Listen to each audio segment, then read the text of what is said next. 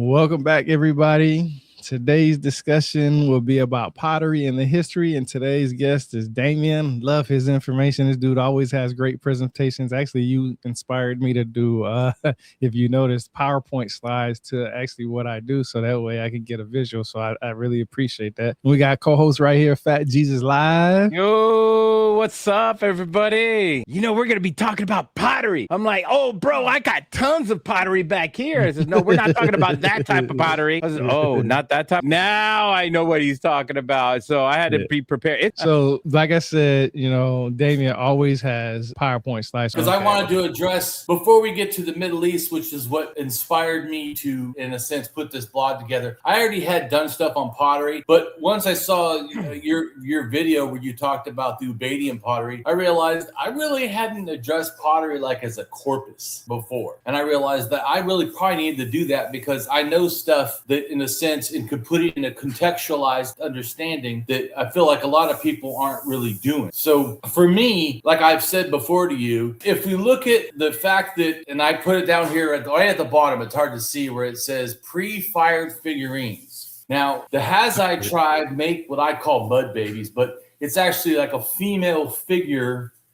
that is like a pseudo ancestor because it's not actually the baby of a, it's usually do, but by the way, so explain it. It's usually done because a woman is pregnant. They make this figurine that is not pregnant. It's not really the baby, so I really shouldn't call it a mud baby. But they do make it out of mud or clay from the water, like to the shore of a river or a water source.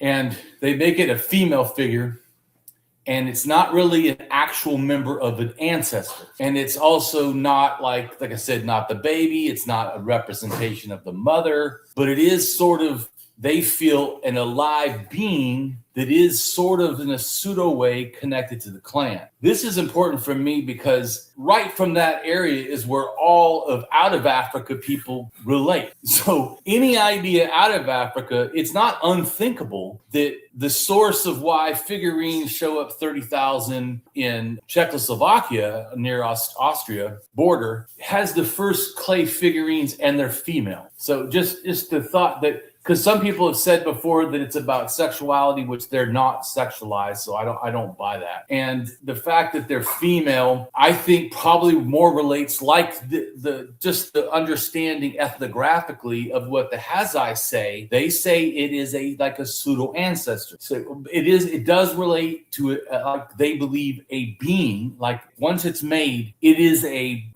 entity or spirit or whatever, but it's not a direct related spirit, but it is sort of related. So it's not like they make a spirit and now it's a god or something. It is related sort of to the clan. So this is important because I think, to me, totemism and clan starts in Europe, probably as a lingering influence of the out of Africa. Then meeting one of the reasons why I think this is because there's a big drop in incest, which usually means someone's controlling sex. That's generally something a woman would inspire more than a man would, of how we can't have sex or who we can't have sex with. But also there's like 4 different entries or like colonizations, like 1,000 or so years in between of the Orcanation culture, which is what is the first, people call them like the Cro-Magnons or culture. And then also that's when they meet a second time the Neanderthals. And I think that it's possible that all this similar language, similar region, but different times, and then meeting different people would tend to inspire this clan mentality. Like, this is us and that's them. Anyways, just to give like why I think that's all true. The figurines, but I don't think it was out of nothing. Like I said, Hadza people have where this pseudo being that's created out of mud or clay is related to us. And it's not related to everybody in Africa, every tribe in that, you know what I'm saying? Not all humanities. It's just pertaining to them. So I think it's possible that when they left Africa, they already had a pre-existing idea. Now they've also in Africa at 60,000 before the mass amount of people left, or at the time they were leaving, they found shells, ostrich shells with engravings that look like they're sort of family or maybe clan related. So I have also a feeling that it's not like, even though I feel that in Europe, Western Europe especially, that it emerged as totemism, it's possible that the seeds of that were already occurring in Africa. And so they just became more prominent when these people left and became isolated. Just my thing. So just, I want to address that because I feel like people forget, like, we came from Africa and there's like reasons already in Africa why things could be later happening. So also because I feel sometimes the way that the people can say it's like nothing happened in Africa and then everything happened outside. Yeah, outside of the people that just left Africa. Right. You know, you brought up Ubadians, and I have to say it because I don't want to forget it. It's very interesting you brought that up.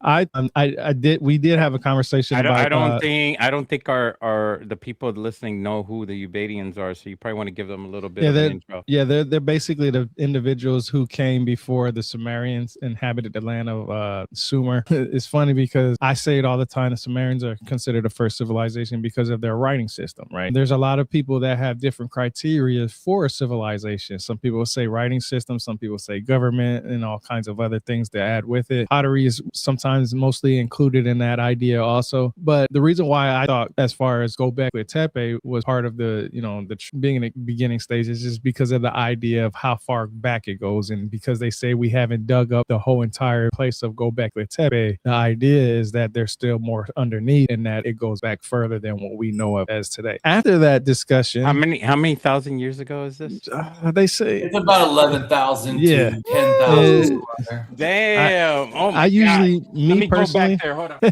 Usually I say somewhere around 12,000 BC, only just to be on the happy side. Well, yeah, because it also could be considered 11,500. So that's not. So I just say happy 12,000. It's just an easy number to remember. And I always say that, the easiest thing to do is always find numbers that is closer to something that you can say agree. Nobody knows exactly the right dates. It could have been 11,201. We don't know, right? Right, but just like where I say in Mali that it's 12,000, some people think it could possibly go as far back as 14,000. And that's why I'm glad you said that, because that was after that discussion, I was going back and rereading the book, the Doggone Tribe, and what I learned was that according to the Doggone Tribe, their invention or introduction to pottery, as far as being heat being used to heat it up and making it hard, was because a woman, her husband was a blacksmith, so he was using iron and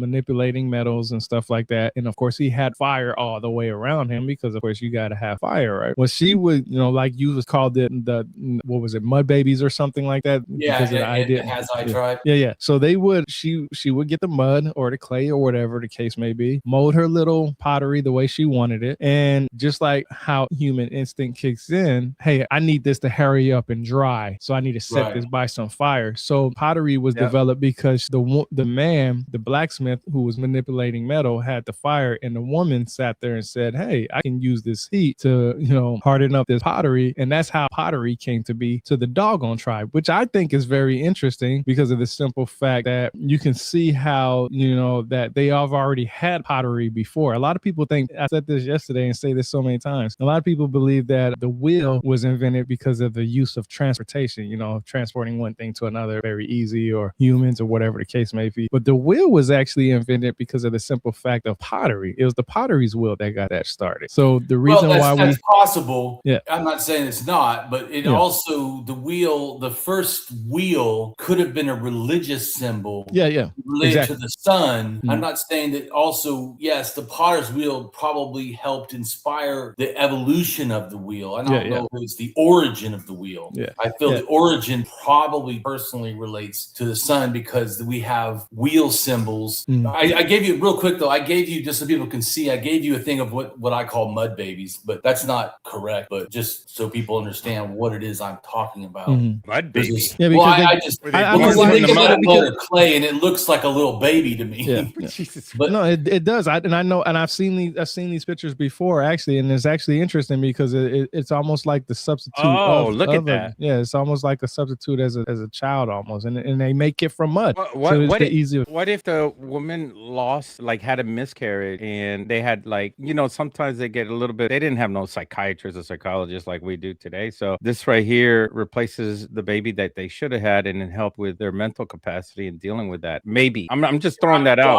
I think it's very interesting. I think that it would be great if we could get more information from the Hadza tribe. They still exist. They're small and they're oppressed, but they do still exist. I think it would be great if we did more research. I think one of the reasons Africa doesn't get a lot of research, especially hunter-gatherer tribes, because people falsely consider hunter-gatherer tribes primitive and unnecessary because they don't have pottery. In fact, even their arrows sometimes are just wood. They literally just sharpen wood and shoot it. I mean, it's the most simple arrow possible. Their tribe is super simple, and yet it's still complex is what I'm trying to show. It still has value for us to learn, and I feel like it's just ethnocentric ignorance to assume that just because they have some things that seem simple, that they also cannot be complex or didn't inspire later developments of complexity. I feel like that's why I wanted to add this to this, because I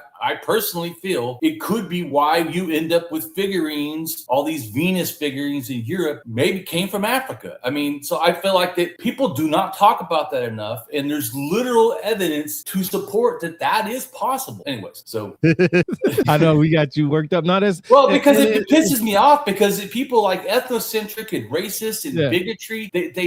And no, I feel you on that, and the reason why I say that is because as big as Africa is as a continent, there's so much history. There's so, matter of fact, I have so many I have so many back and forth with people because they'll always just say sub-Sahara Africa. And I'm like, yo, do you know how much of Africa there is besides sub-Saharan Africa? Literally, do you not understand how much history is in Africa by itself? Not only because of how big it is, but even mentioning sub-Sahara by itself tells me that most people don't understand the idea of how much history is in sub-Sahara by itself. And you're right, a lot of people don't want to go research it because of the simple fact that it will prove in many cases that a lot of things started in Africa, and that takes away a lot of people's pride and ego. They don't want to hear that. Yes. And it's really sad because if you honestly want the truth, then you're going to follow these tips. It's almost following a murder investigation. If you want the truth, you got to go through every single lead. That's why I always say a lot of people don't really care for the truth because no detective stops at something that makes them feel good. Just imagine how many people would be in prison right now if they thought the person that they got was the culprit to the crime, rather than sitting there going through every single lead and saying, okay, then that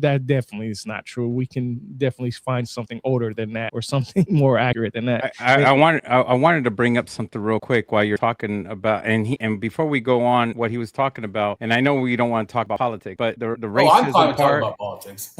No, but I mean our podcast is try to be a little bit low key on it. The thing is it's hard not to talk about it because we're talking about worldwide stuff here. And you and I, Rebirth of the Word, we're veterans and combat veterans. There is more so you in being in that region and area. So you have a lot more than I do in experience. But the thing is that I'm talking about going to war. You had leadership classes, correct, in the military? Man, when I joined the military, I went straight to combat.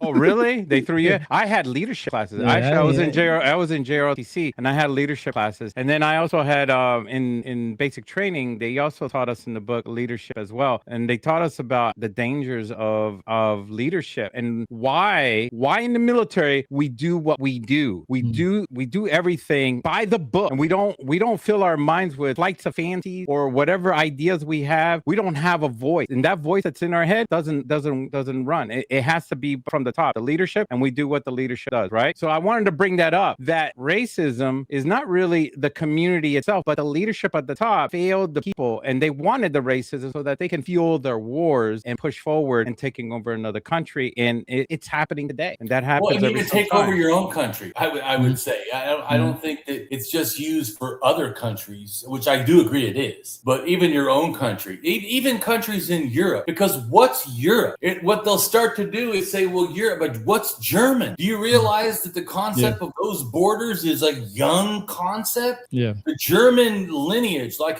Germany used to be bigger, much bigger. It was huge. It took over most of the north. In fact, most of Austria was mostly of Germany, right? Back in the day. Even if you go further back, because we're talking about prehistory. That's the royal family. If we're talking about prehistory, further than that, 4,500 years ago, there was dark-skinned people in Europe. Light-skinned people are from Siberia that slowly migrated to Ukraine and then slowly migrated into Europe. So, I mean, through all those mountain ranges, you know how mountainous it is from Turkey all the way to Ukraine. It is so mountainous, treacherous. It's so treacherous. People would lose their lives just walking that. And you had to walk. There's no flying. There's no trucks or cars or nothing. I mean, you had to walk for days, months, years. In fact, you had to live up north. Forget about coming back. That's too far of a distance. Once you go a certain distance, that's it, But also, people have been amazing throughout history to show us that they can do just that. They can live places you'd think they can't live, whether it's the Arctic, even 45,000 years ago, or in the hottest desert where there's no water. People still find a way. The most mountainous region, there's not one place that hasn't. That's why boats are the best invention for them back then, right? Boats are a very important invention, and probably could have even predated humans, because somehow Neanderthal got to some places that looks like they were at some point islands. But anyways, going back to this stuff, back then they were probably like, how many horsepowers you got on that boat? That wind horsepower. Oh yeah. Well, back then horses would have been food, so they wouldn't have been riding anything. Oh, good Lord. My tauntaun. Speaking of which, it's too cold here. Let's cut the body. Oh, I could stay warm. I'm gonna hide inside my horse to stay warm. Go to the one where it has the dead bodies and the skeletons, and then it has the wheel. That thing is like 34,000 years old, showing that the symbol of the sun, which is a spoked wheel, is probably, especially since the steppe is one of the places that the wheel and the spoked wheel really relates to more than, say, the Middle East that gets it later. Yeah, that's how Anu's represented like that, the main Anunnaki god, and some other gods also. But yeah, you're right. It is, and that's one of the reasons why. It's a really good picture. Thank you. It's my art. And just real quick to show you, go to that one with the wheels, and that shows you the oldest wheels, and you'll see the oldest wheel is one of the oldest lost wax castings in copper, in Pakistan. Wow. It's 6,000 years old. It's before the potter's wheel, and it still looks like, because it's probably a sun symbol. Wow. So I do agree. Like, you weren't wrong that the potter's wheel definitely inspired the evolution of wheels, especially in the Middle East. But the symbol of the wheel itself, to me, goes to the sun. Both at 34,000, here at 6,000, and even later, like you said, and even India today and Buddhism use the wheel symbol as a symbol relating to both divinity and the sun. Anyway, and I agree with some of the Middle Eastern stuff. So, but that's the wheel. Going back to the pottery stuff, go back to the main picture I showed with the 30,000, just so I can explain. This one right here? Yeah, that one. Okay. Yeah. So 30,000 years ago is the oldest, in a sense, use of fired clay that they have evidence of. Because, of course, we could, at some point maybe find, stuff that later says different. But I think it's an important factor to remember that the first stuff wasn't pottery. Oh, yeah. The oldest one is out of China, which is the Xianren Cave in Jingxi province, China, dating back approximately 20,000, 19,000 years ago. Damn, there it is, right there. Dude, that is the first. But you're saying 30,000? Right, 30,000 for fired figurines. It was not 30,000 years, but in China is the first pottery. Yeah, it has the dated way back then. How long does it take for pottery to finally disintegrate or recycle into the ground? It doesn't recycle in the ground. It doesn't. Well, it's like making stone. It doesn't do that. Oh, really? I mean, it's just for our viewers to know. I know, but I want my viewers to know, because they don't know. They don't know that. And it's amazing that pottery can stick around that long. I mean, pottery is so valuable for for professors, university professors, people of education. I mean, pottery can tell a story that we don't know about.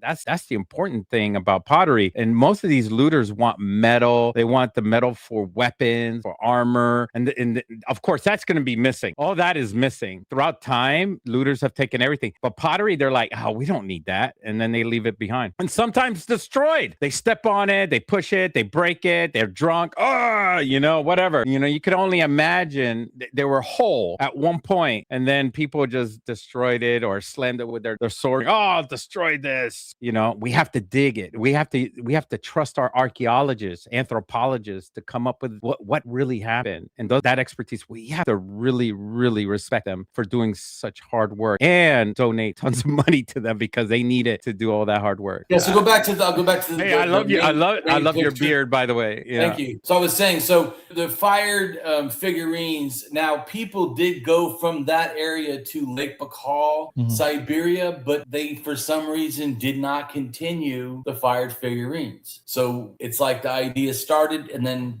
died out. They kept doing figurines, but they did them carving them out of, probably wood also, but certainly out of bone, which is, ivory that they found. So, and they're from 24 to 14. So they're before the fired figurines in Japan, which could be influenced possibly, or maybe they just decided to also do figurines. Now, China doesn't do figurines. The first figurine in China is closer to 14 to 12,000 years ago of a bird. It's not a female. So it has nothing to do with that.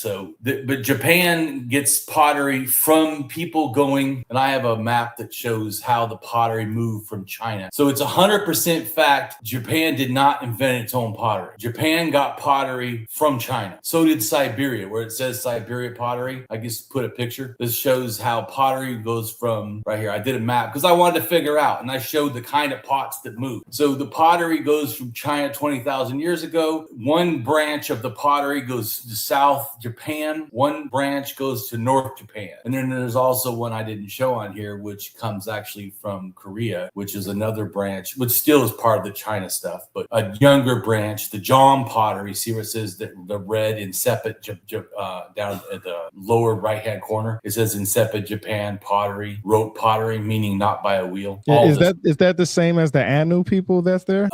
Yes and no. So the Anu people would be part of the Jom lineage that continued. Jom lineage, like that someone just did a thing in a research that a lot of the earliest Jom were D haplogroup. So D haplogroup would have been black looking people, dark skin. I'll show you real quick, Dak, just because you asked. Yeah, brown. I noticed they either use the word brown. They state that a lot of people try to avoid the word black. No, I think they were black. I think it's completely wrong.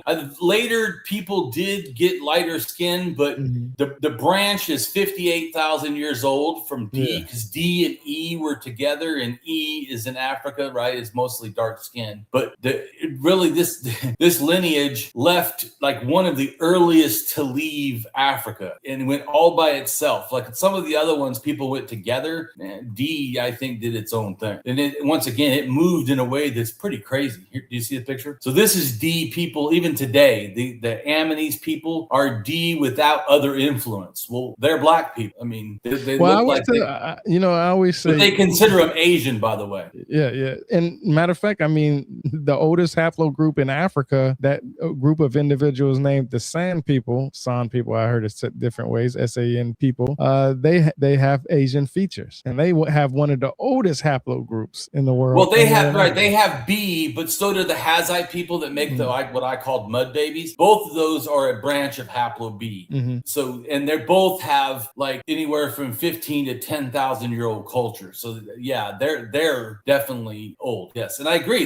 Even the Hadza people have some features that look, different. But Africa, like you said, is a big continent. A lot of people had different features, and sometimes for different reasons, like different people mixing in, because the Hadza people were B, but they also got got an influx of people that were E, and E is a younger haplogroup than B is. But anyways, my point is, I'm trying to say though, the first people to go to Japan are related later to the Jom people is D2, I think A, and the people that are in the Amonese, they're D2, maybe it's D1. He's D1A and D1B. D1B, I think, is the Amonese people, and D1A is the people in Japan. But we also know, reason we know too that they had to be dark, also the ones that made it to Japan and didn't somehow lighten along the way, because people in the Philippines and that whole area down from that where it hit Japan, they have D also, just like the Amonese people, and they call them, even, I don't know if there are very many of them today still, but they call them negritos because that's like a Spanish term for basically the real indigenous people of the Philippines were black people that had D DNA and relate to the Amonese people that are pretty far apart from where they're at. But it's because D went to both places and then distributed down and took over these islands. So like I said, that shows, and the reason I bring this up is because sometimes they'll show like Jom people and they'll show them as looking really light skinned, and I'm like, maybe at some point, but certainly their ancestors 30,000 years ago showing them as light skinned, I think is propaganda or misinterpretation. I don't think it's like accurate to me. Wow.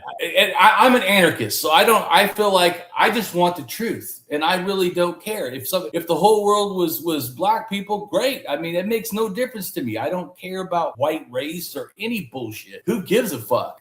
I care about humanity, and all of us matter. So it really, to me, just does not matter. So I don't get hung up that things could be this way or that way. Who gives a shit? It doesn't matter to me. I feel like I have no, bigoted or ethnocentric skin in the game. Who gives a fuck, to me personally? So I'm just saying, but it does piss me off when I know that things are probably facts that are being fucking hidden. That does piss me off, especially when it's for a racist and bigoted reason. Mm-hmm. Anyways, so yes, going back to the picture in Japan, just so we can go back to, the Jom people and the Anu people, like you said, which I also have a picture of them too, but I don't want to go there because I want to focus on pottery. But yeah, so the Jom people at this point, probably still relatively dark skinned. Certainly the first ones that show up, D, before pottery shows up, absolutely dark skinned, probably just black. But the people by this point at 12,000 years ago, still not white skinned. So there were no white people there at all, but probably could have already been a little bit lighter, but probably brown, like a really dark, Hispanic person or something. Coffee brown. But certainly, coffee brown. Certainly not white in any kind of fucking way. So, but yeah. So depending how much milk. Like a lot of times, white people, bigots, will say, "Well, white culture gave everyone everything." I'm like, man, you don't know fucking history.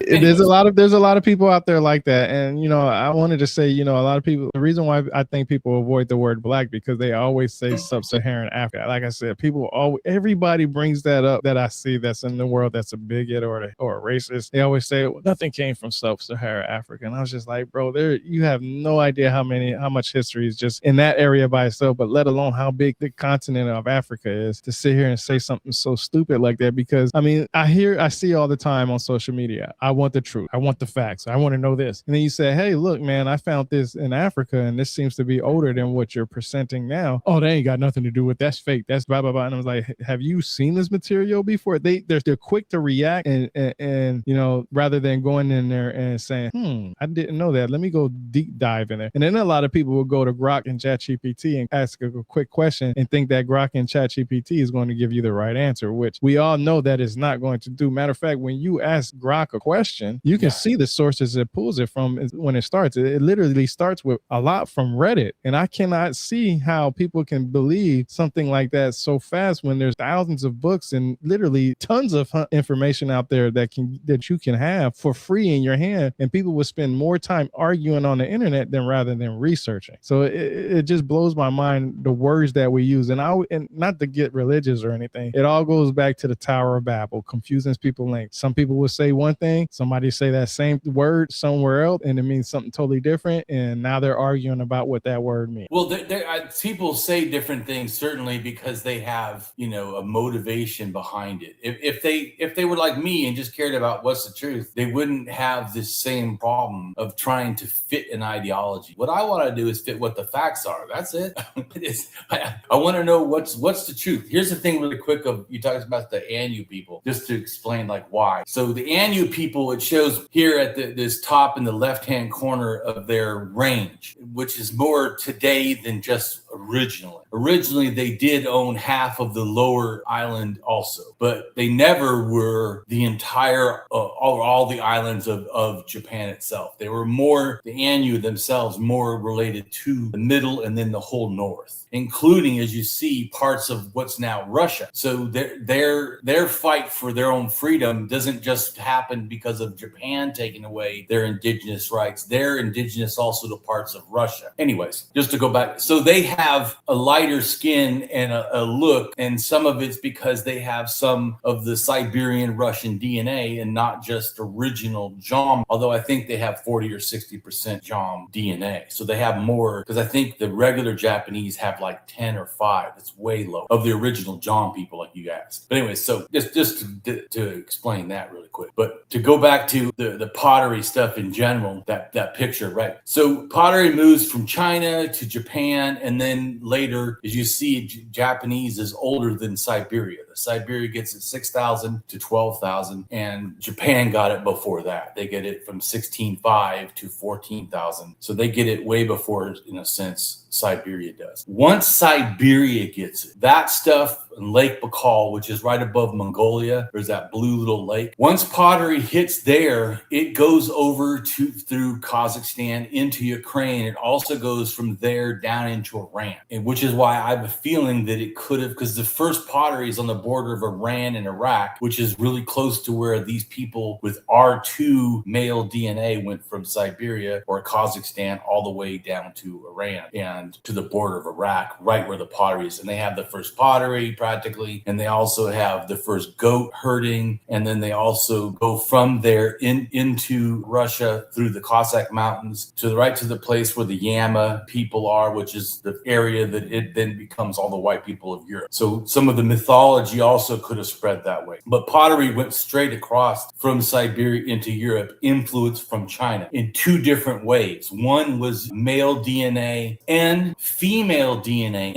and which is different, and male DNA R1A. R1A is a very more like, nowadays R1A, so people understand, is more like Poland, is more like Russia, Ukraine, and Estonia, Lithuania, those like more northern. All the rest of Europe is mainly, besides male, which is older, is R1B. That's when people think of Aryans, whatever, though, they think either R1B or R1A. Yeah. Although R1A is probably more likely, although no one was calling themselves Aryan. That actually is something that is mainly in India and broke off from India and Iran, yet Iran doesn't call them Aryans, which I always tell people is because it's different clans that broke off. So the ones that went to India might have said they were Aryan, but that doesn't mean every clan before them was that also. So, but people don't care about history. What they really care about is it matches some bigoted, scheme they have. But also, to me, none of these people were pure. So they always act like what's pure. None of them was pure. In fact, even the Yama people that eventually become white people, they were darker skinned males, or at least ruddy skinned males, that chose lighter females to mate with, eventually then having children that were chosen to be more white, and more white eventually ended up with white Europe. So, but their ancestors were dark skinned males that chose more white females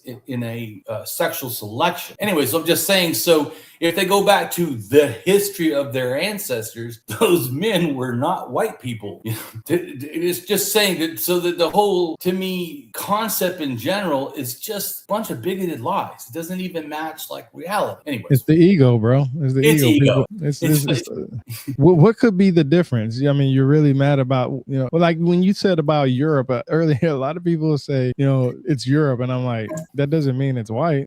Yeah. I mean, absolutely. saying that like you saying that to be an indicator of being white, which is not. We know Africa is brown skin because of the idea of the equator and the science that says that, you know, the oldest bones and so on and so forth from that area. But then a lot of people will say, well, we found the jawbone in Spain that goes 40,000 years, and that's all they found was a jawbone. So I'm sitting here like, okay, how do you know that's not? But like I have a video before I talked to a scientist about the DNA, and I said every culture was dark skinned. The Cro-Magnon, which is the Orca Nation, and then the Graviton, both those dark skin, almost black. Then the next culture after that, you know, the Magdalenian, they were also super dark skinned to almost black. Then you had, after that, you have Western hunter-gatherers, which were seriously dark skinned, ranging on almost black. There might have been a few random, but so from 40,000 or 50,000 all the way down to like 12 to 9,000, all of them in Europe, all of Europe were all dark skinned, almost black.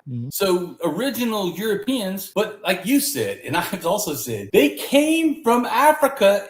It's black explorers or whatever. The part that you don't get that, it's just wild to me. Not you, but I'm talking about like I get you. People that choose to like think differently. Like, what did you think? You think your ancestors were always white? What a joke. I actually did a podcast discussion with a geneticist named Dr. Keith Chang. He's like one of my first podcast interviews. Like this is when I first started doing interviews, and he is the founder of what is called SLC24A5, him and his team. And that's literally the gene that causes the Caucasian skin. And he wasn't looking for it to prove that black or white came first. He was what he's trying to do, and what he still is trying to do is find a cure for skin cancer. And that's how he found it. And and here's you can show a map so people can see where it came from, how it moved, what time it moved, and where. Man, see, you on it like white on rice, man.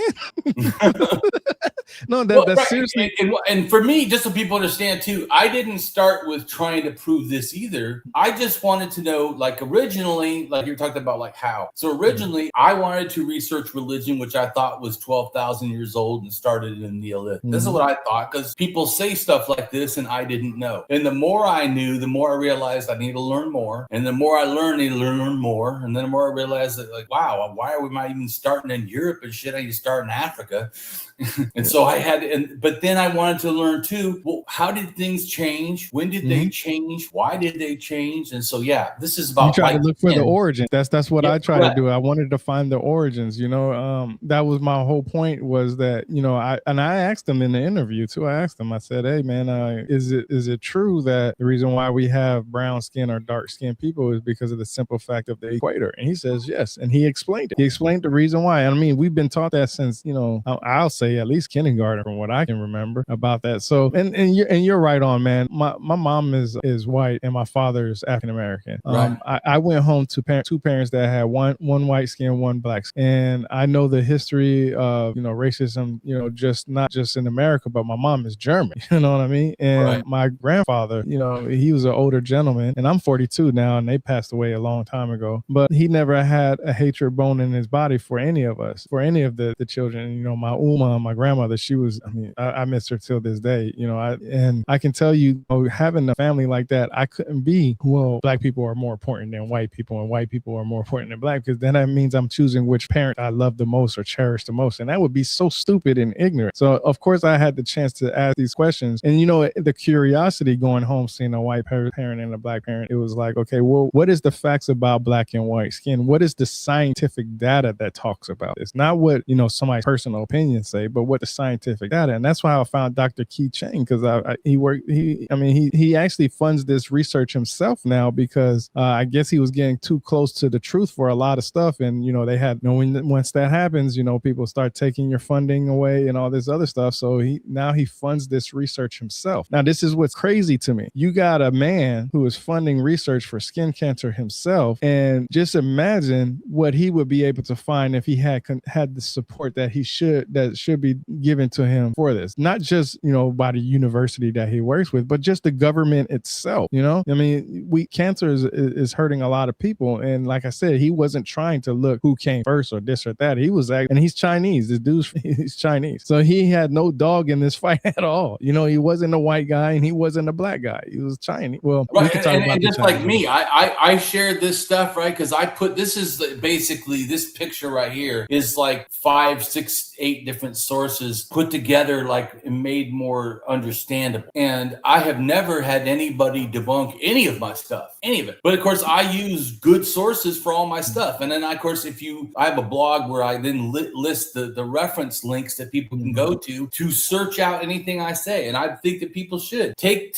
like you said, SLC 245A or SLC 45A2. Just look on Wikipedia. There's Wikipedias for just that number, and look up what the cultures are I list. Afro-Angora 3. That person is the first one, blonde hair and light skin in the world. 18,000. But it already was getting lighter, but the first one to have these alleles and stuff. And then where I say it went to the Terran mummies, it comes from Avangora 3 related DNA, which was R1 DNA that relates to the maternal line. Not because R1A and R1B male also kind of did this similar almost thing. But anyways, I want to go back to talking about the pottery stuff, but I just wanted to say that people understand that pottery and ideas and stuff moved with what these arrows are showing. This is how I think that people need to grasp it. It's not like one thing. That's also why it is related. I learned this stuff. I go to the pottery ones that I showed you for Göbekli Tepe and all that. There's a thing. That one, right? Right. So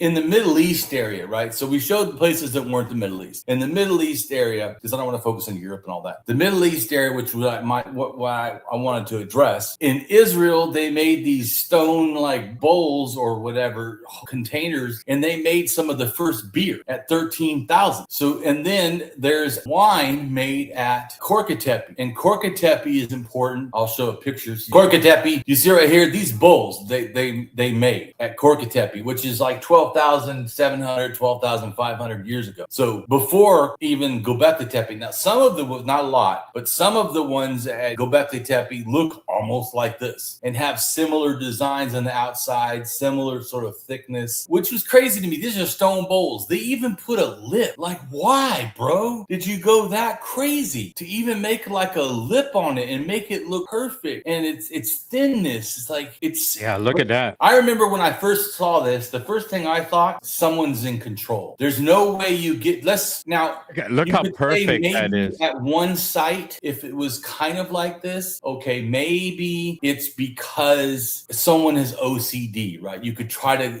give that as an explanation. But I'll show you another site, which they do the same thing, which starts to tell you, wait a minute. Have they done the mathematical calculations on the circles from the top and the bottom to see if they match the same circumference? I don't know if they have. So this right here. Because that would be interesting if they are like exact, like the top of the clay pottery is exactly the same size circumference as the bottom. If they actually discover that, it's insane and it's mathematically exact, and even the circumference could be equal to the amount of pi. Maybe they had a concept of what pi is, So I don't know, but it does look like they were doing it with intent. It's certainly they see here. This says. I mean, that's what everybody wants to know. 300 looking stone bowls. Okay, so this obviously looks like something that somebody built these because it's useful. They're building it because they need it. And then there's another site that this website lists. The one you showed previously, they made it specifically to identify a family or the death of a family or a specific level of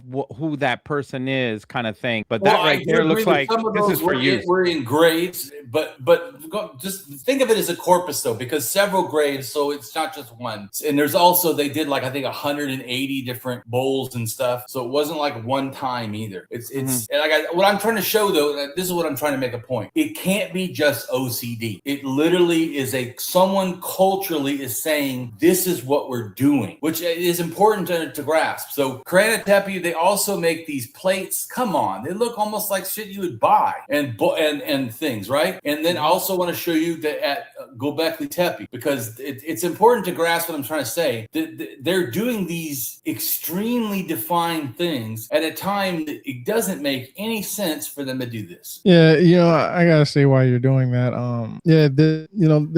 I look at pottery as what we use as plates and cups as today. That's the usage for it, basically. Right. And sometimes, and a lot of times, not just for sustaining food or eating food or anything like that, but because, like Fat Jesus said, I mean, it was a representation of somebody. That's where you get the depictions of the mythologies of the gods. Most of the mythology started in depictions of pictographic script on pottery and other arts, such as the figurines that you talked about. Right. So here's Göbekli Tepe. Do you see how these bowls are kind of crude and not as nice? Mhm. But then they have some like this right here with designs on them that are thinner and have designs that are kind of similar to and more refined, that are kind of similar to the ones at Korkut Tepe. And like I said, Korkut Tepe is important because it's older than Göbekli Tepe. And besides that, it's better pottery, or it's not pottery, but better bowls. They've done like look at the bowls and the More beadwork. sophisticated. Sophisticated. Now it's important. Like I said, when I first saw this, and I'll show you another picture that shows a whole bunch of them, like in like a corpus of. You see that? Let me blow it up. Yeah, that's crazy that you say that, because a lot of people don't talk about the artifacts that they find at Göbekli Tepe or any of the other tepes. They always talk about the structures that they found, but the pottery is going to tell you a story also.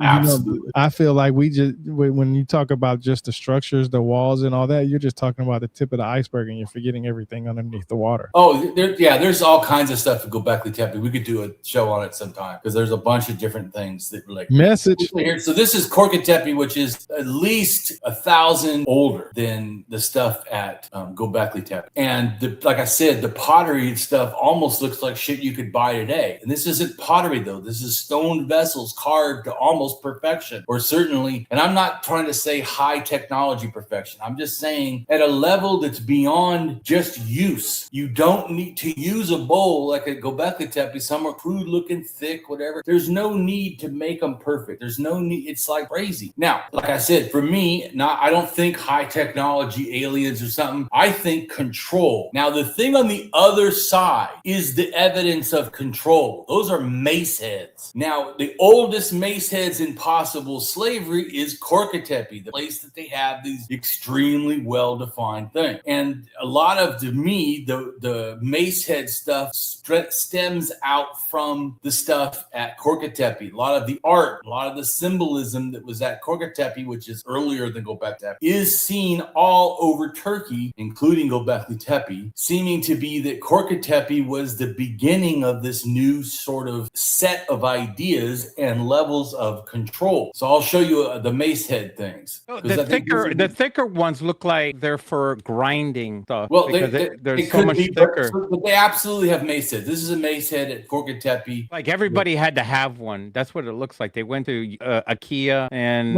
they all bought one for each household. No, because they all had to have it. At Korkut, well, talking about burials. So at burials at Korkut Tepe, they would have a male burial with artifacts and like 4, 5, 6 mace heads. Yeah. Like more than even a person would need. But I've told someone before, they were more fishers than just hunters and gatherers. And they would fish like sturgeon and carp and some big fish. It's not unthinkable, possibly, that the authority didn't start with cracking people's heads. I do think this has to do with authority, like I said, but it could have started hitting fish, like as a way to like stun them. People use bats even sometimes today for really big fish. So because I try to look at a natural explanation of the person's environment, like why did Korkut Tepe get this and other people didn't?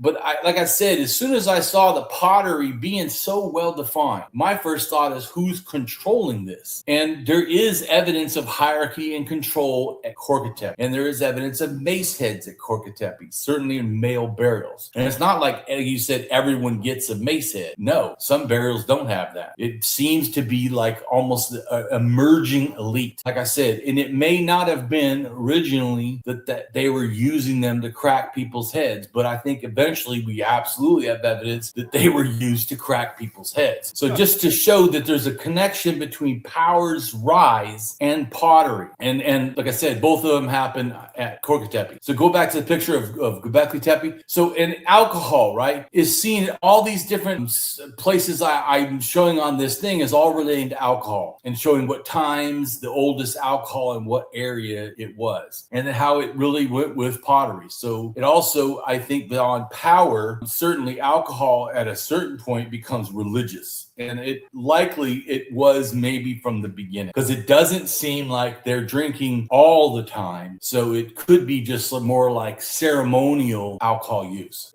And that also could be what helped inspire why pottery maybe sort of emerged, especially with these stone vessels. It's possible. And like you said, being in grave context as opposed to just non-funerary context. Göbekli Tepe seems to kind of be, obviously doesn't have lots of burials, but having the pottery like put in piles in a corner of the temple, or what could be a temple, likely used as the temple, could reference that once again, these are ceremonial uses like feasting. Anyways, so I want to go to the blog itself that I did for the Rise of Pottery. Okay. So, Rise of Pottery Middle East, because this has to do with before we get to the Ubaidian, in a sense, there's stuff that's going on where Jaramo pottery, right, is happening at 7, 8, 9, thousand, because you add 2,000 years to whatever the BC is generally. That's what you do. So the Jaramo is happening, and that's like I was saying before, that's over like near Iran and Iraq border. And then you have whiteware, which is 9, 10, 11,000 years ago. And whiteware is made out of like plaster sort of thing. So it's not really ceramic. And later they have dark faced ware, which still isn't exactly a kind of similar as just ceramic. But these things are happening in this area right here, which also is not really Göbekli Tepe. So it's interesting because where it says early pottery Neolithic, that's closer to where Göbekli Tepe is, but that doesn't happen until 9,000. So it's kind of odd that stuff at 11 and 12,000 is doing stuff with stone vessels and then nothing, and then not till 9,000. But the problem is that's the same time the stuff from Iran could have influenced the stuff going up this way. Even more interesting, but also sort of related, Central Turkey seems to get pottery before even Iran does. They get it like 10,000 years ago, 10,300 or 10,200 or 10,001. They get the beginning of stuff that could be,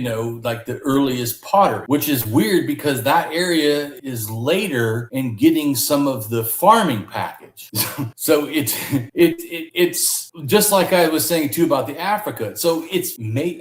There is DNA of N females in the Iran area and N females. The first place is in Central Turkey, right at the same place. There's the pottery, and that DNA also is in Siberia and in Europe from Siberia. So I don't know exactly, but it does seem likely that could be what helped start the females, like you were talking about at the beginning, at making the pottery in Turkey. Or it could be that Central Turkey just inspired like Africa pottery all on their own. I think it's more likely influenced, but it is possible that it was a self-generated. For sure, at some point that did influence the early pottery Neolithic and, down into Israel where it says pre-pottery Neolithic C.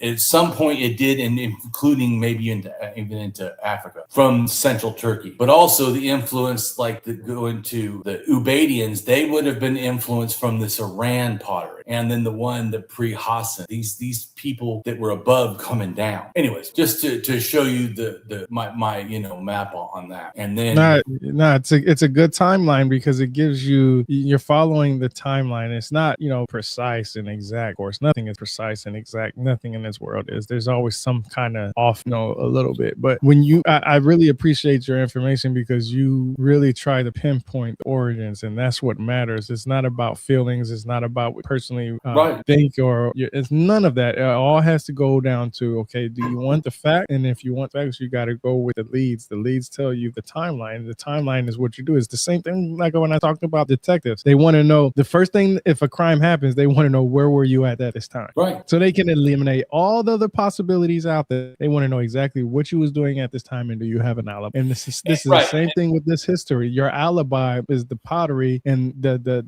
data that they collected from that pottery to indicate timeline of that pottery. So that's why I really enjoy what you share, because a lot of people go off in emotions, and if we went off on emotions, we'll never know anything about our history. Right. And so I try to show stuff too that people can go to look at my blogs, look at my links, and go or research the things it says. Yeah, and I inspire you to do that. How I learned stuff was researching on my own. I'm an autodidact, meaning that I'm self-taught, and I've done this since 2006, just wanting to understand. So, like you said, but if I look at all these things, even at the farthest point, none of these are really influencing Africa yet. So the fact, I'm just going back to what I'm saying. So it has to be the fact that Africa invented their own pottery, at the first pottery. Later they get stuff from Europe, but the first pottery can't, just like in China, it cannot be influenced from the Middle East. Just so people can grasp this, because like you said about civilization, people are like, oh, well, the Middle East inspired all civilization everywhere, like in all technology. Like, no, they didn't. Yeah, you gotta. Yeah, I could tell you. I read Samuel Noah Kramer's book, and he's a big. He was a big advocate for the Sumerians being the first civilization, because of what he has actually this book called the 39 First, the history of Sumer, basically, and it's basically these first things that happened in this world, and pottery is listed as one of them. But like you said, you can find pottery older than the Sumerians. Matter of fact, I honestly believe the Sumerians weren't even first on anything. My personal opinion, like I said, I try not to share my personal opinion, but to know the facts, I don't think the Sumerians are the first on hardly anything. I think they are just a group of individuals who came together to say, hey, we need to start recording this stuff, and that's when they started doing it. And they took their culture and history from people from around the world. And what I mean by that is the simple fact that you can look at Göbekli Tepe, you can see that's pretty old, and then you can find places in Africa that are older than what is Göbekli Tepe. Can I throw you a curveball? Go ahead. What if we find over 33 mummies on the ground and there's no pottery whatsoever? What kind of society would it be if it doesn't have pottery at all? Would we consider them non-intelligent, or they're just not, like everybody else that is intelligent making pottery? Would we be automatically to think, oh, these are non-intelligent, they're just animals, so they didn't have the technology to make pottery? Usually everybody else makes pottery. These beings or whatever, they never made any pottery. What assumption would there are already places that have burials without pottery. Matter of fact, you won't find pottery in some civilizations at all, because they believe they was sent. So that's already out there. I can't remember. Maybe they think their soul would be captured inside the pottery or something. It's just that pottery, anything that is because it'll ground, right? It'll go off subject, but it's basically the fact that it's just the fact that not everybody needed pottery for everything. Everybody has different reasons for different, like Damien said earlier, some people just used wood. They would cut down a tree and shape the tree into whatever form they needed for whatever reason. And wood doesn't last long unless it was in correct. mud. So it is not impossible that there were pots made out of wood. That this is absolutely could have been the case. I mean, but we can't tell. And just like we do know, I think it's 12 or 14,000, maybe it's 10,000. I can't remember exactly off the top of my head. That's a good point. They have baskets that were weaved, and they put like either beeswax or pitch or something. You know what's incredible? It's like Pompeii when the lava rolled through the town and the city, and the clay pots were the ones that survived, and anything that was weaved or woven was really burned because of the heat, the high intensity heat, and that heat was continuous. Like it stayed there. It could bend metal practically, because it was melting everything, and it was a slow crawl for the lava to go through too. So it's like intense heat continually for hours, and everything was under lava. But right now they're still digging up Pompeii, by the way. And I watch these videos, and I'm so intrigued. It's so amazing just to see what is preserved under all that. Have you ever seen any of the videos on YouTube? No, I haven't watched them. With Pompeii? Oh man, yeah. Today they're still doing excavations. They got places where humans can't go, and you got streamers are like putting the cameras over the fences. Like, check it out. This is the stuff they're doing. They're not showing the public. It's so cool. So it's there's some new stuff coming out in the future about Pompeii and the artists and the artistry. They even pulled up one where they have the floor.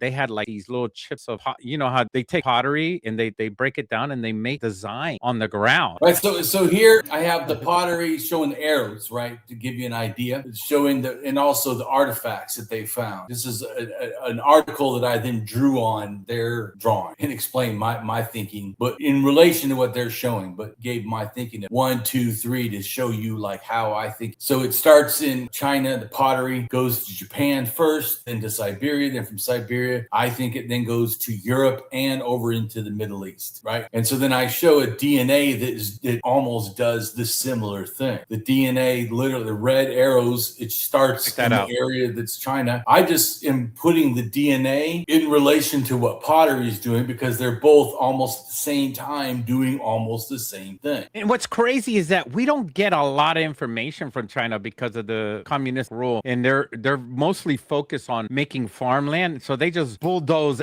over everything. Then we got people right now, they are now digging up around China, and they're finding these ancient artifacts now. It's because they respect the dead. That's why. Yeah. See, Western civilization, as far as us, we don't do that. That's why we dig up mummies and burial sites. We dig up grandma.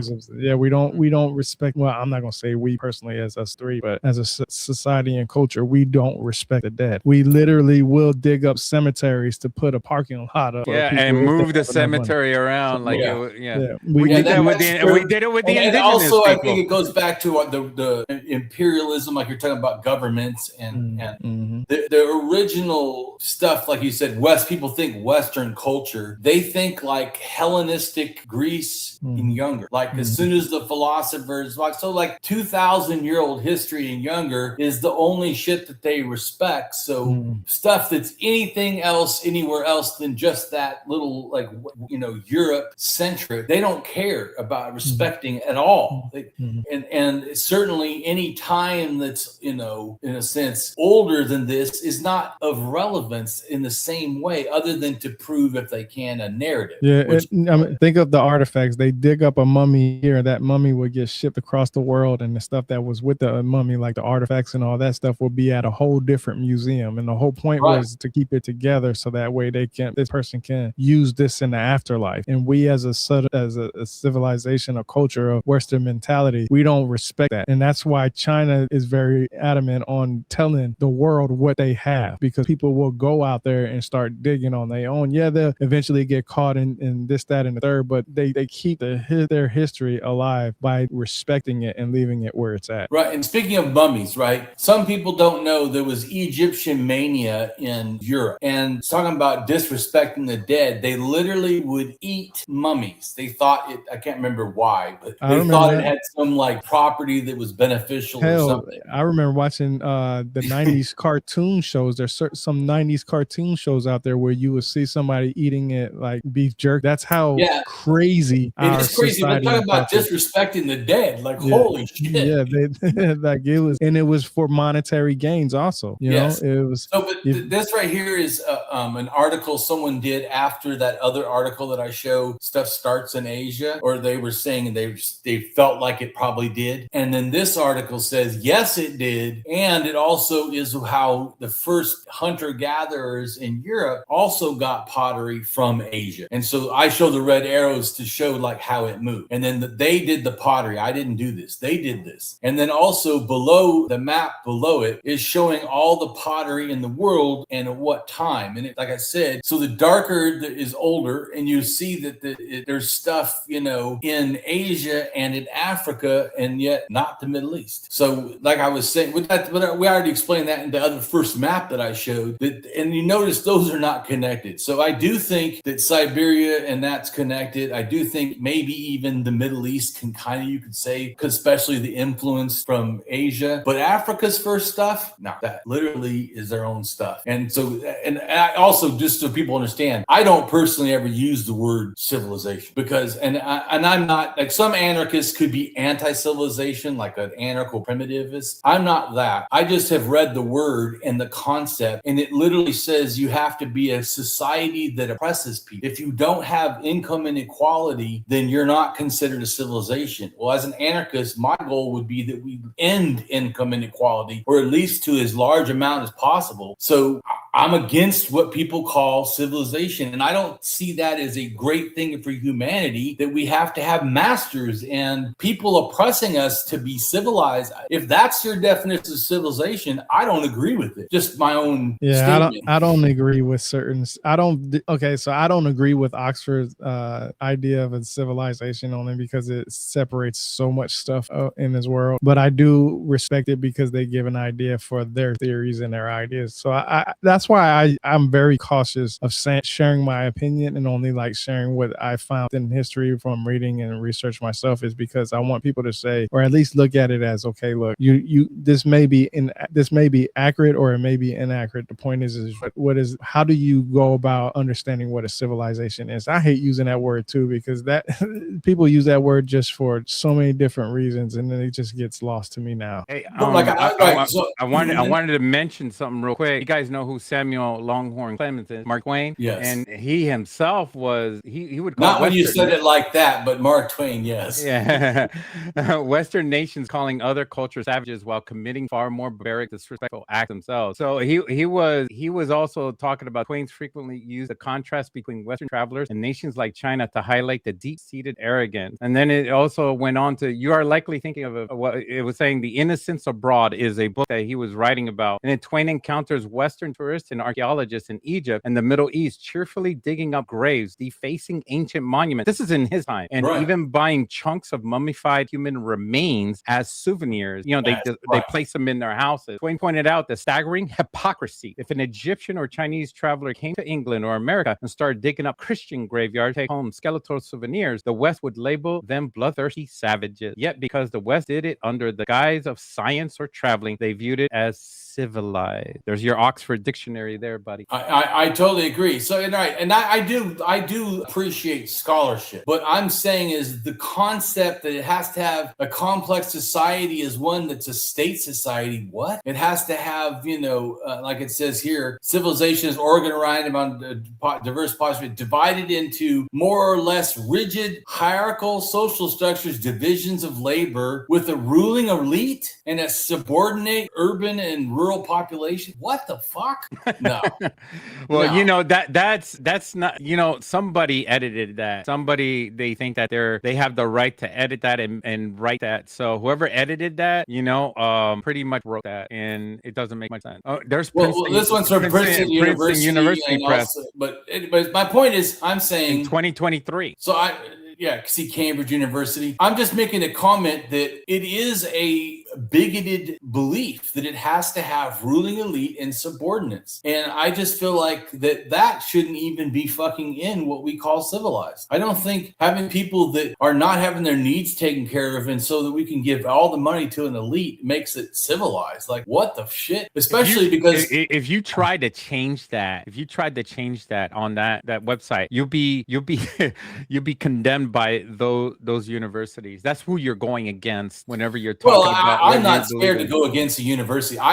When I say that I support, archaeology and stuff, I always say that I support probably 95% of what they think. What I'm bringing up is that what your interpretation is much more correct, but you're going against their textbooks, what they believe in, what they teach, their curriculum. And if you try to change their curriculum or make them want to say, oh, I'm sorry, we were wrong, they're not going to do that because they're an institution much higher than you are, and they want to maintain their status. So here you are, says, no, that's not right. But you're not part of a university. They're going to dog you down and say, no. And that's the world that we live in. Even if we're right and they're wrong, the wrong part is going to be written on the internet. And then all of us searching on the internet with Google AI, it's going to be spitting out like a parrot exactly the wrong thing. That's what we need to work probably on. If you talk to professors and not like the ruling college, because the college has to deal with the billionaires' donations or whatever, the rich elite, where the person teaching is probably not the same as the person, in a sense, constructing the college. We had Professor Sean Schweiner with his book. Remember Rebirth of the Word? He's a professor, and he will tell you the politics of the university. I sat down long hours and days when he was staying with me because he ended up homeless at one time. This is after graduation, of course, not during when I was going to school. You can't play favoritisms, right? And tell me about the politics and everything. And he has to play along because if you go against them, you find yourself out on the street with no job. But that's what I'm just trying to classify, is that I don't see individual archaeologists or whatever, or people that are professors at colleges, the same as the college elite that are, in a sense, orchestrating the stuff, because the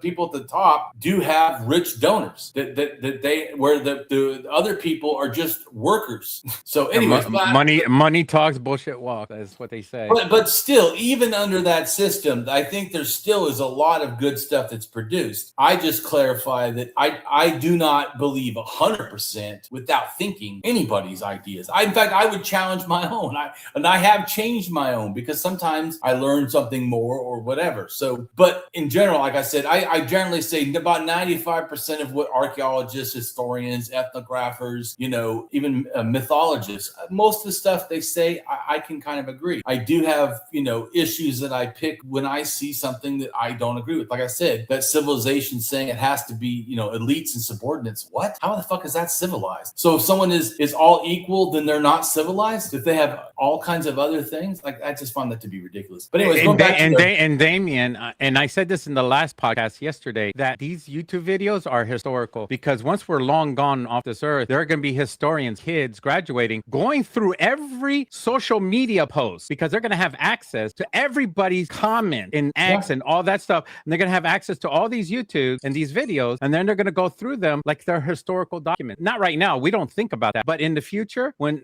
even MySpace and all those stuff, those will be historical documents for them. And they're going to go through it, and they're going to look for the references, and they're going to find the truth, and that's why we have this podcast. This podcast is basically finding the truth, because knowledge is power, man. That's why we always do that. Power, I agree. That's why I try to give it to the regular people, because that's the ones, the non-elites is the ones that I hope to inspire. Yes. And so this picture right here, the art I made, is to explain the movement of pottery from China to Siberia, and then how I think, and this shows the DNA too of N1A female, and how N1A ends up in central Turkey, and it goes all the way to Europe, and is also in Kazakhstan, and I think moved by way of the migrations from Siberia and through Kazakhstan, both down into the Middle East and into Europe. And then I show also where Göbekli Tepe is, and then where the first pottery in central, which later these people have the same DNA that goes to Ellesmere and a Çatalhöyük. And so there's a migration of ideas. And if you look at the house structures, you can see there's a similarity in how they're doing their house structure. They're not the only ones in the area doing this, but once again, that just shows that a lot of these are sharing ideas. And then I showed that Çatalhöyük, we know for a fact, with N1A female, goes into Europe and is like the majority of Europe's introduction of N1A female with pottery. So all of these have N1A, and all of them have pottery. Female, as we were talking about who does the pottery. And then here's another map that kind of shows that, and I show which ones went male DNA, which were that before was the female DNA, because I try to show both things so you can grasp they're still kind of doing the same thing, and probably who they went with, because females in a sense, or males, are not always going by themselves.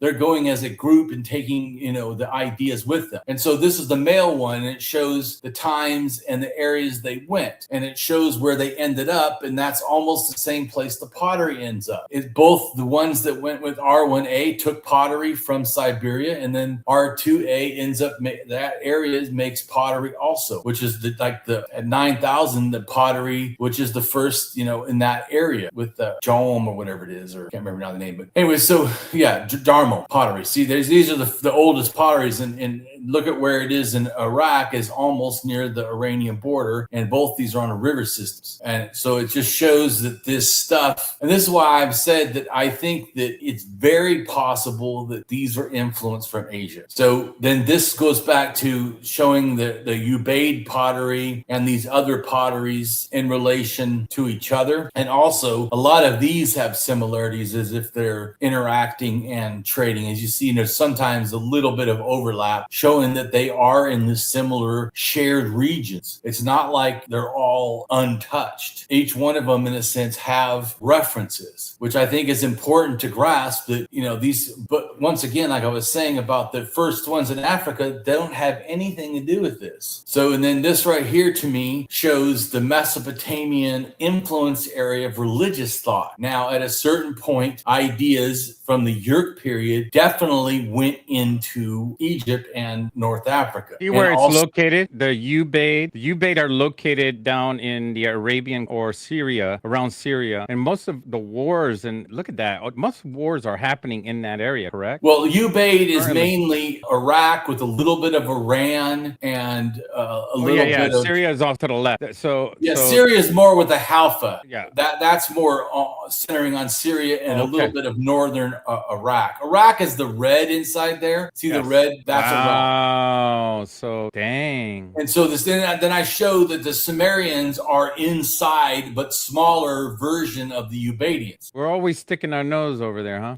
Wow. But so, and then the first cultures that become Egypt, I list both of them, and they're in the same area where the Yerk people show up. So influence. So it definitely, even though Africa already had its own pottery does come in, and influence does come in from the Sumerian area. And it's probably almost 90% Sumerian or Yerk influence into Africa and not the other way until 5,000. 5,000, then ideas from basically Egypt start going back to the Middle East. But anyways, just to show you the general sphere of influence, these people are moving all around. All the regions inside this big red box I have on the outside all share religious ideas. So it also, just to give you an idea, that the influence of the thinking is spreading. That's why I feel like religion, just like the pottery, when people move, they take the pottery as a cultural idea with them and spread it. And the religion ideas are similar. And then this is showing the pottery, the areas that happened in Israel and Jordan. And this right here helps to understand how they were, in a sense, three different branches, but still, this is not relating to Africa, this particular early pottery that happened there. Because like I said, even though it's getting super close, it still is not yet the one that did that, just so people understand. And this right here shows the pottery that all happening at different sites. And then once again, Africa's pottery is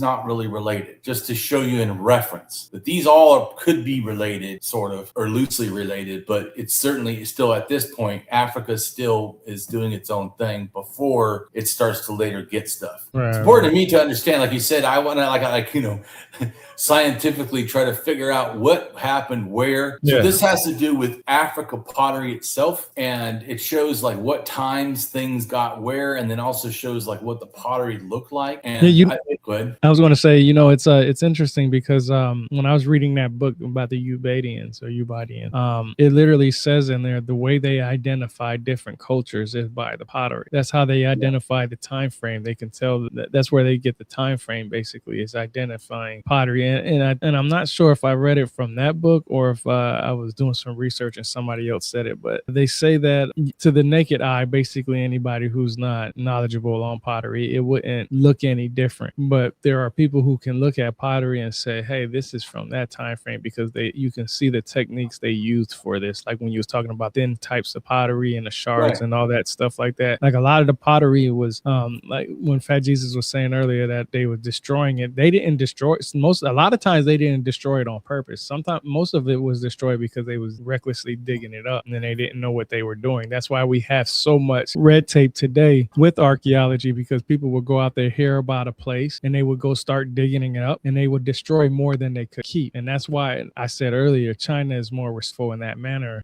At least that from what they present online. If you go to their websites, you can, translate hit the translation. It goes from, their their language to English, and it will tell you that they don't want to disturb the dead. They don't want to destroy what's already there, because those people buried those people with that, and they want to continue to hold up their standards as far as respecting their lifespan and their afterlife. And most people will just go there, and not just, you know, with pitchforks and shovels and stuff. They will go there with all kinds. I mean, dynamite, for instance. I mean, not to go off subject, but you can find dynamite being used in the pyramids because they wanted to get behind a wall. So you can see how reckless we were just trying to get the dates and all this other stuff. So pottery, in a sense, is much easier to be destroyed. You know, they might have thought that, hey, this was hard clay or something right here, and then they hit it, and then later on when they find out, oh, well, that was actually something cool to keep, and now it's destroyed. Well, also, like, the first stuff wasn't archaeology. It was like antiquarians, and then it was anthropology, and then a version of anthropology broke off and becomes archaeology. But anyways, so and then archaeology goes through like a couple different transitions too. But anyways, this is important. I'm trying to show here from two different regions of Africa. Like you said, Africa's large. This is all North Africa, and yet the potteries are not the same. So it still shows that there's even differentiation in African pottery, that it wasn't like only doing one thing in distinct, but still it's important to understand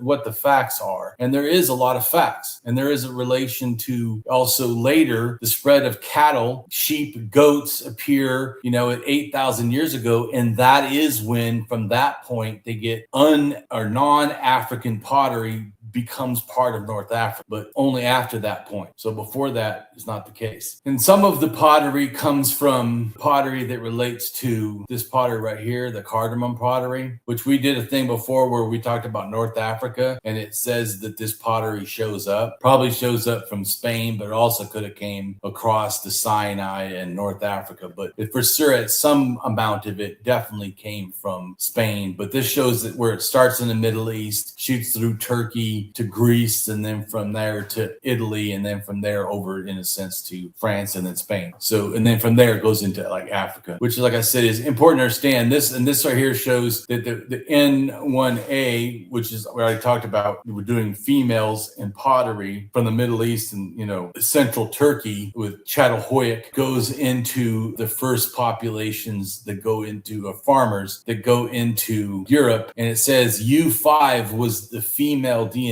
and not N1A. So that's how they know that it's farmer related. And those farmers were already showing signs of inequality, which they have. Some people have a little tiny house. Some people have bigger houses. Some people have house and a fence with their own little area. And then some people, as it shows down here, have two fences where other people don't. So there already was an inequality spreading too with this stuff. Then this right here is another one that shows how nDNA spreads and where the pottery moved. So you can kind of understand how the stuff relates to each other. Because I like to figure out, and that's pretty much my stuff, because my goal wasn't to talk about the Ubadians per se, but how we get before that. Yeah, before what you had kind of talked about. Not you for the people who just joined or joined in the middle of it. It was mostly me and Fat Jesus had a discussion what I've learned from reading this book, and it was on the Ubadians. And Damien actually hit me up and said, "Hey, I have a whole presentation for that." So that's how we got here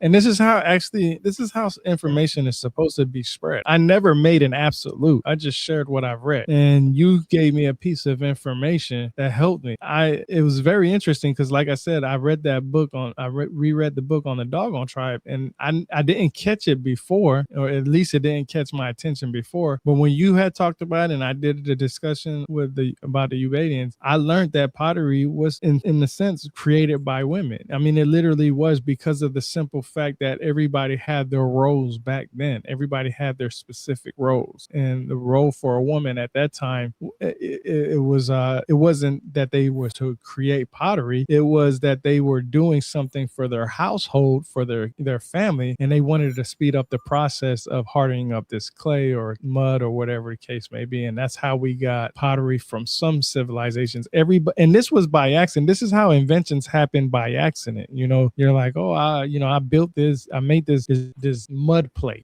but I needed to dry up real quick because, I need to use it. My son or my husband or my wife or whoever the case may be broke it, and you got pissed off about it, and you was like, hey, well, you know, I need some more real quick because dinner's coming up, so let me heat this up real quick. And now they got, you know, different things, and I have to, you know, harp on how dedicated you are to get into the origins of things. I mean, I've had 6 discussions with you now, 5 or 6 discussions with you, and we've had a couple with Jesus jumped in later on in it, and you present your information to the point to where you want people to say, if somebody has a question, it's almost like you read all these questions and you said, hey, I'm gonna go find the answers. And that's what I basically did. People had a lot of questions, or they'll say something and I was like, oh, that's pretty interesting, let me go look into this. And yes, ChatGPT and Grok helps me out because that's where most people are going to start. Just like with any search engine, you got a question, you go to Google or whatever search link that you'll use, and you'll ask it a question, you'll get you an answer. But what I try to do is I say, well, give me a peer-reviewed article, give me an academic book, give me something that, you know, something to research on it, so that way I can read more into it, because a quick 2-3 minute read is not going to give you the information. It's not going to give you the context that you needed for this information. And that's where I feel like people who do their research, such as yourself, you give us the context with visualization. A lot of people aren't learners from mouth to ear type thing. A lot of people are learners from, you know, visual aids. So they'll see something and they'll visually remember it. Like when I said around 12,000 BC for Göbekli Tepe, or 12,000 years ago, I'm sorry. I say that because of the simple fact that that's an easy number for me to remember. But I know that it's around that time frame, which is anywhere from 11,000, 12,000 is my happy medium, because that's what I can get in a sense of, okay, that's the roundabout. But it gives us the dates for understanding how these civilizations and cultures started. Like I said earlier, the idea of how they identify culture through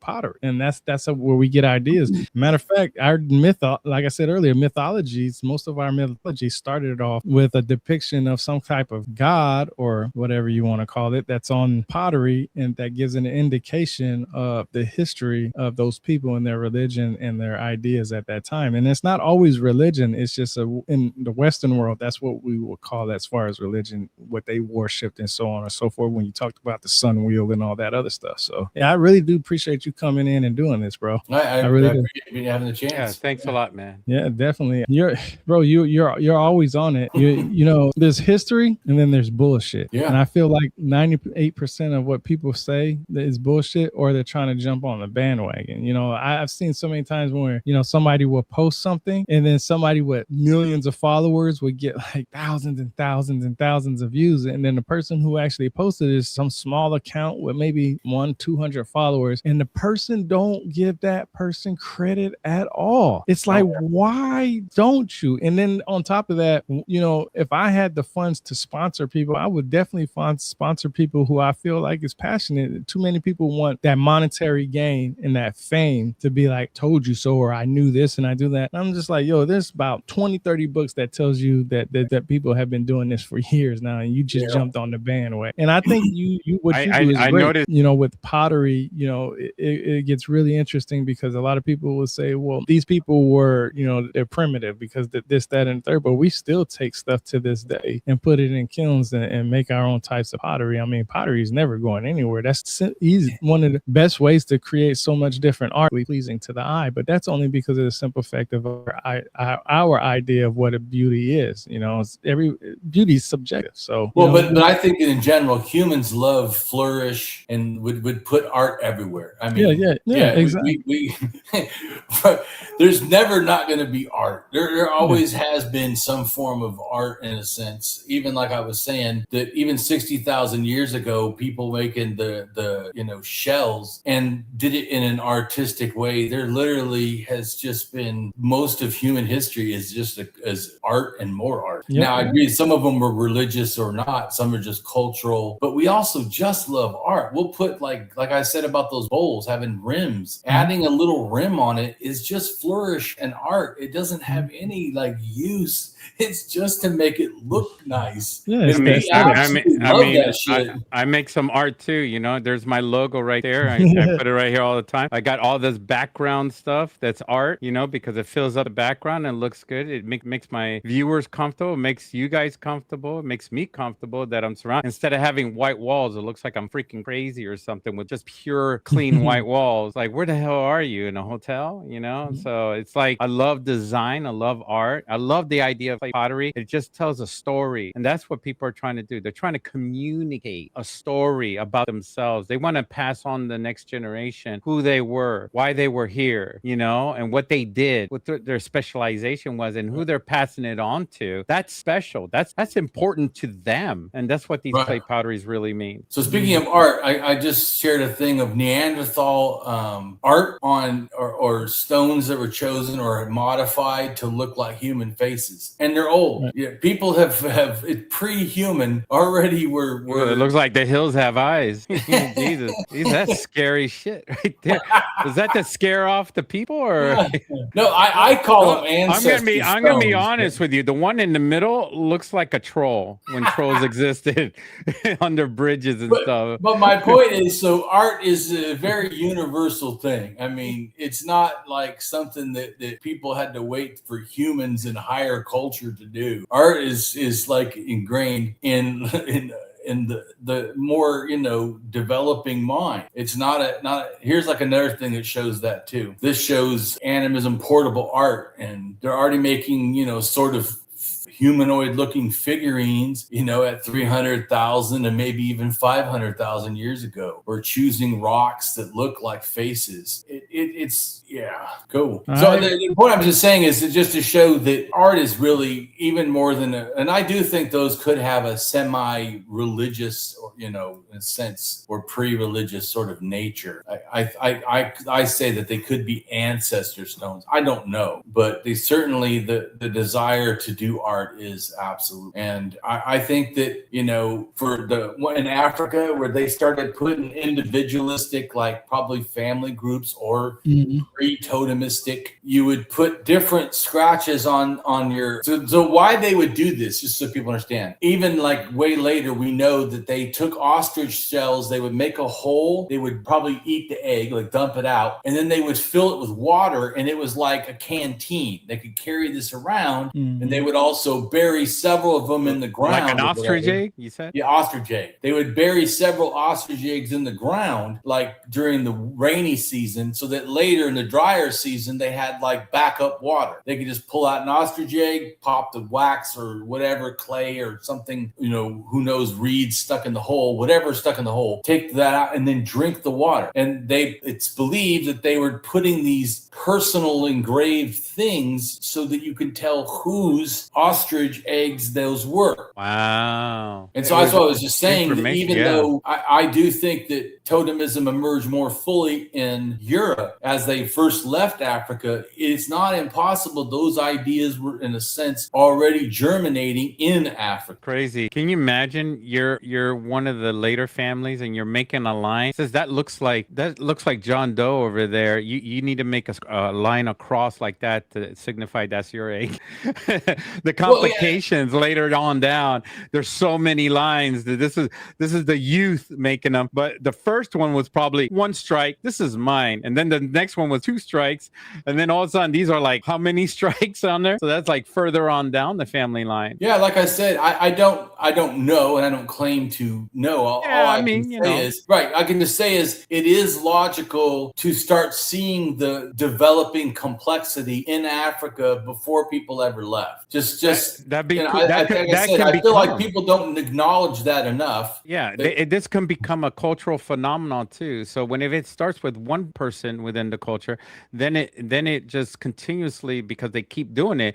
This is very significant, everybody. You might think this is nothing, but this is very significant because it started with one person, and we always talk about the bandwagon syndrome. This is like the bandwagon syndrome. Everyone jumps on board, and this continues on to culture, and it lasts forever. And here we're looking at a lot of lines, meaning like it lasted for a very long time. It's so funny you brought up this, and we're getting up to 2 hours, so that's good. But I want to bring up that it's interesting you brought that back. You had that up because of the simple fact that those are ostrich eggs. Correct. Now there is this lumbango bones. I can't remember if that's exactly what, you know what I'm talking about. Well, I can bring up that also because I have a thing of the different bones. Yeah. So those sketches on those ostrich eggs almost mimic those lumbango bones. Here's some bones. Yeah, those right there. Yeah, But those, actually, the bones start for sure in Africa even older, and I have a thing of that also. yeah, they have some that's older than that. Yeah, and that's actually some people believe from the historical side, the science side, is that is an indication of the women's menstrual cycle. Because they were able to line up with the moon and stuff like that, and they were able. That's how our calendars come to be. That's why me personally, I always say women were the first mathematicians because of the simple fact of their menstrual lining up with the moon. And if you look at agricultural history, the moon started off first, and then later the sun became prominent. It used to be. I also think it can relate to the Milky Way. Yeah, because the Milky Way is the pathway to the souls, and when you can see the Milky Way the best is when the moon dies. The new moon, when it's all black, before the moon starts coming back and being reborn. That's the one time that the Milky Way, and also the time of the ancestors and stuff. And I show that the oldest of these type of scratch lines and whatever, 78,000, 73, 74, are all in Africa, way before those other bone things. But yeah, and that's why I say that a lot of people don't know this type of history. That they'll see something somewhere else and they'll say, "Oh, that's pretty new," and I'm like, "Yo, you find that right in Africa." I've actually did that with somebody. Somebody had posted something, and I said, "Oh, you can find that in Africa," and I explained to them, "Hey," and it was a female too, and I explained to them, I said, "That's why I say women are the first mathematicians, because of the simple fact that that's where it relates to." And they were like, "Oh, I never knew that before," and it's because people don't know this because they don't care to. Well, I'm not gonna say they don't care. It's an ego idea where they don't want to see that something in Africa is older, and then they'll go on to say, well, it's very primitive. Well, before we started building cars, we was riding animals. So I mean, look where we came from, and then even today we still ride animals like horses and camels and all this other stuff. So our old mentality. Reindeer. I think actually we might have rode reindeer before we rode horses. You know what? We need to talk about that when Christmas comes around, because that's actually a historical thing to talk about. So yeah, I agree with you 100%, bro. You're fascinating with your history, man. It's Lambambo, Lambambo bone. Yeah, that's what Fat Jesus put up there. It's very, very, very, very interesting. And that's 43,000 to 44,000 years ago. Is that which is younger than the 78,000 years in Africa? Which I don't hear most people even referring to, and I'm like, yeah, it's a lot older. The only reason why I say Lambambo bone is because that's where even the idea of this Lambambo bone goes back this far, is the idea that we can find this stuff everywhere. But then also, speaking of Africa, go to the other picture I have there. That one is showing a whole bunch of stuff like in together, showing how Southern Africa had a lot of things going on. And see where it says L1 200,000 years ago, most of humanity was down in that area near the Kalahari Desert, which it wasn't a desert then at that time. It was green savanna. Just like the Sahara Desert wasn't desert. It was. That's it. Well, I just want to say that I don't agree that people that are African American or black could never ride stuff. I mean, you said that maybe, I would say that's like saying that black people can't swim. Just because they're not given an opportunity to swim in one area doesn't mean, like the first surfers, everyone thinks of Hawaii, but actually I have on top of my head, I can't remember, it's either South Africa or West Africa are the first surfers. There's drawing evidence of it. So I think that culturally we're put into boxes and we think how we're taught, but the truth is I don't buy that. That's all depictions do play a big part of it, and that's why it's important to go to the pictures, because pictures were actually the first actually indicating of writing down or keeping records or annotations of what was going on around us. Yeah. Well, like I said, and just so people know, I don't try to use my knowledge against people as some kind of attack. I believe in calling people in instead of like calling them out. Yeah. And so, and I have a heart of an educator. So my goal is not to be one up anybody or be better. I'm welcome for someone to challenge and show me a truth that I'm in error at as quickly as I'm willing to do other people. I'm just saying, because some people are not. Some people they'll never admit to wrong, and That's not me. Oh, yeah. And I also, Oh, yeah. some people love like debunking people and showing them how they know more. I know a fuck ton, but I don't generally go around trying to use knowledge as a weapon. I want to use it as like a tool to educate. Sharp tongue. To give people, using the word. Yeah, so that the people can become empowered. That's my goal. I think this is the one. Praise the Lord. Hallelujah. I think this one is one that has the nations the right now. surfing. You're going to be taken down. Oh, yeah, right there. See right there in the corner of the Southwest Africa, there's a person surfing, and it's older than Hawaii. Oh yeah, I see it. Yeah, right there. Yeah, and it's Africans. So I'm just making a comment that I know that people nowadays have like, ethnocentric views and limited cultural things, but it's not accurate to like who people are. We're not like I know we all are Americans, but that's how we've culturally been, forced to think. I'm a human, part of the humanity. Everyone's part of my humanity. I remember when I lived in Southern California, I would go down into Mexico and volunteer at orphanage. And this one guy said to me, "Man, why don't you go down to Mexico? You could help people in America." And I said, "I don't know. They're only like 30 miles away from me and they're in deep need. How could you tell me I'm wrong for going to an orphanage and helping children? The fact that you think they don't matter, but someone 4,000 or 3,000 miles away in New York is like matters the most to me, or I should see them as in the most need." Right. And most anarchists don't call it homeless people. We call it unhoused people as a societal ill, not the person's responsible failure. The other word that I hate the most is needy. The needy. I hate that word. When people go around and say the needy, I'm like, you can't use a better word than that. They classify them. They classify them, and they do that on purpose because they want to bring sympathy within the culture of that city. Say, oh, they need help. Come join us. Let's donate money and a cause. This is a problem for everybody.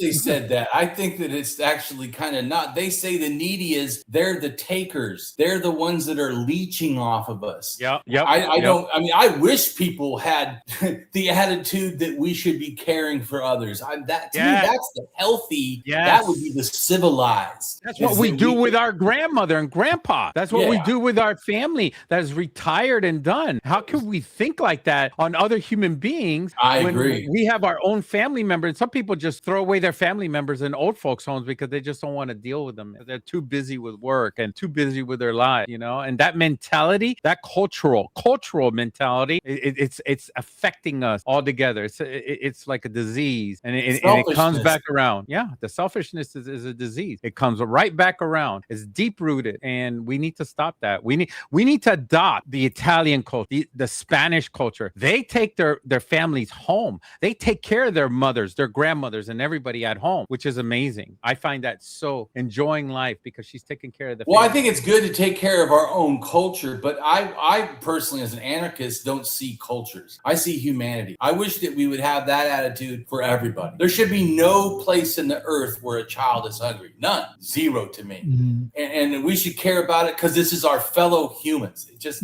like here's another piece of art that relates to that. Yeah, we are one human family. The Genome Project confirms the genetics of 3 billion humans are 99.9% identical to every person. On the average, only 0.1 different genetically from every person on the planet.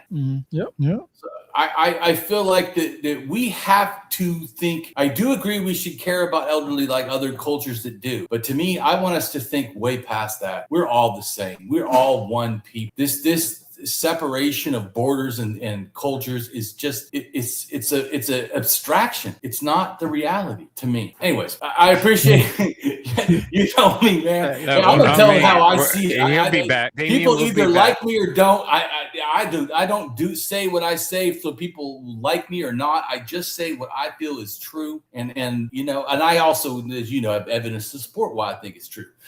Right. You're like a professor, Mr. AtHope. I'm gonna call you professor. Professor AtHope because you teach me so much about history and life and everything. And you're drawing up all this stuff. I mean, I'm surprised you don't have textbooks, man, because you No, he's got really a book do it coming up. out. He's You got a book I have a coming book out? coming out, but I haven't made that my goal because my goal has never been about trying to get money. But I do agree. I am going to work my book, and have been getting my quotes and my stuff because I want to help humanity, and I have worked for years and done tons and tons of art and research and stuff trying to better humanity. My goal is to better humanity first, and then worry about other stuff. And so that's why I don't say things that are that other people would feel are politically correct because I'm sick of being correct in that sense where we don't offend people that have offensive ideas. I personally don't care if I offend people with offensive ideas. And active and share your thoughts and in the future a historian will pick it up and they will decide whether it is the right thing or the wrong thing, because all we can do is research and provide the information that we need to provide so that we can give them the truth, the future generation the truth. Yeah,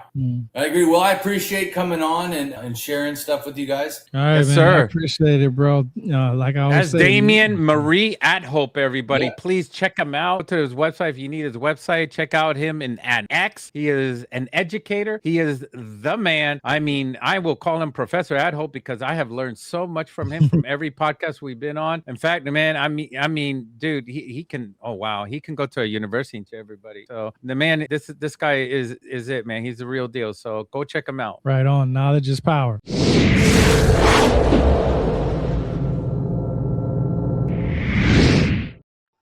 Hello, and welcome to my channel. I am Damien Marie AtHope. In the simplest terms, I am an atheist humanist philosopher and prehistorical writer-researcher at DamienMarieAtHope.com. I am specifically an axiological atheist. An axiological atheism can be thought to involve ethical and value theory reasoned and moral argument driven apatheism, agnosticism, atheism, anti-theism, anti-religionism, secularism, and humanism. Axiological atheists can be understood as a value theory or a value science atheist. As an axiological atheism's ethically reasoned and constructive pro-humanity. I am an axiological thinker, value theorist. The science of goodness, worthiness, usefulness, valuableness, virtue, reliableness, accuracy, validity, morality, integrity, beneficialness, etc., etc. We axiologists have a value consciousness. And in general, we see the architecture of humanistic humanitarianism value in people that we see as dignity beings. Places and things are not. Axiology is a value theory. In its broadest sense, it involves areas of philosophy that are deemed to encompass some evaluative or evaluation aspect. Therefore, it crosses almost all domains in some way or another. Now for a more detailed terms as to what I am. I am an axiological atheist, an anti-theist, an anti-religionist, secularist, humanist, rationalist, writer, artist, poet, philosopher, advocate, activist with schooling in psychology, sociology, as well as I am an autodidact, self-taught in science, archaeology, anthropology, and philosophy. I promote science and am against pseudoscience, pseudohistory, pseudomorality, things that are found in religion.